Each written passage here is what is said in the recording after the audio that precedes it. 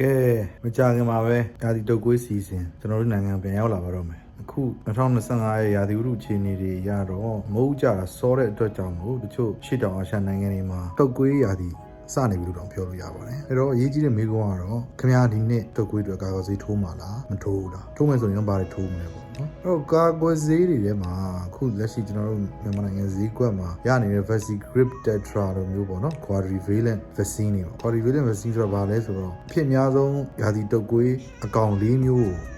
ကိုကာကွယ်ပေးတာပေါ့နော်အဲ့တော့တခြားသူ့ထက်ခင်းနောက်ကြတဲ့ trivalent vaccine တွေထက်ပိုကောင်းတယ်လို့သုံးသပ်ကြတာပေါ့နော်အဲ့ဘာတွေအကျိုးရှိမလဲအဲ့ဒါထိုးလိုက်ခြင်းအဖြစ်ပေါ့နော်နံပါတ်1ကတော့မိတ်ဆွေရာသီတုပ်ကွေးကူးစက်ခံဖို့ကနေပြီးတော့60%လောက်ကာကွယ်ပေးတယ်နံပါတ်2ကတော့အကယ်၍များမတော်တဆကူးစက်ခံသွားရပြီဆိုရင်လည်းသူ့ရဲ့ယောဂလက္ခဏာတွေကပြင်းပြင်းထန်ထန်မဟုတ်ဘဲနဲ့ကာကွယ်ဆေးမထိုးထားတဲ့လူထက်ကိုတလေးခံစားရတာပေါ့နော်နံပါတ်3ချက်ကတော့ကျွန်တော်တို့ရဲ့ထိခိုက်လွယ်တဲ့အုပ်စုတွေဖြစ်တဲ့အသက်ကြီးတဲ့သူတွေကလေးတွေနာတာရှိယောဂါတွေဖြစ်နေတဲ့သူတွေမှာရာသီတုပ်ကွေးကိုကာကွယ်ပေးနိုင်တာပေါ့နော်နံပါတ်4ချက်ကတော့ရာသီတုပ်ကွေး outbreak ဖြစ်ပြီးတော့မထိနိုင်မသိမ်းနိုင်ဆေးရုံတွေပေါ်မှာ overload ဖြစ်တာမျိုးတွေကိုလည်းရှော့ချပေးနိုင်တာပေါ့နော်ဟုတ်ပြီအဲ့ဒါဆိုရင်လူတိုင်းထိုးဖို့အဆင်ပြေပါမလားဘယ်လူတိုင်းတော့ထိုးဖို့အဆင်ပြေမလဲပေါ့နော်အဓိကတော့ကျွန်တော်တို့မြန်မာနိုင်ငံအတွက်စဉ်းစားတာတော့ဈေးနှုန်းပေါ့နော်ဈေးနှုန်းကအခြေခံလူရန်သားတွေလက်လန်းမိတဲ့အနေအထားမှာရှိမနေဘူးပေါ့နော်အချို့နေရာတွေမှာတိုက်ပွဲတွေဖြစ်နေတဲ့နေရာတွေ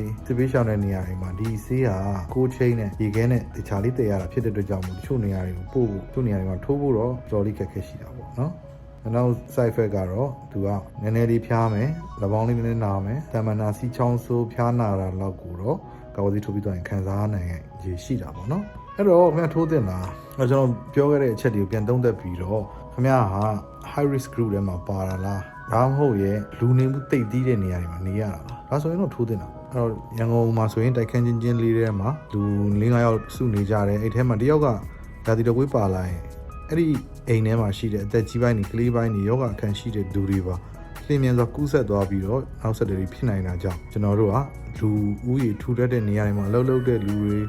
မကြာခဏလူတွေနဲ့တိတိဆက်ဆံတဲ့လူတွေဘတ်စကားစီးတဲ့လူတွေ public ကို rush တာမရှောင်တာသွားနေရတဲ့လူတွေမှာတော့ထိုးသင့်ပါတယ် vaccine ဆိုတာကတော့ကျောင်းတဲ့တယောက်ပြည့်နှက်မှုအောင်လည်းကာကွယ်ပေးတယ်ကောင်းကျိုးလေးလည်းရှိတော့တတ်နိုင်ရနော်ထိုးသင့်ပါတယ်ကာကွယ်ဆေးထိုးဖို့စဉ်းစားထားတယ်ဆိုရင်တော့မိမိ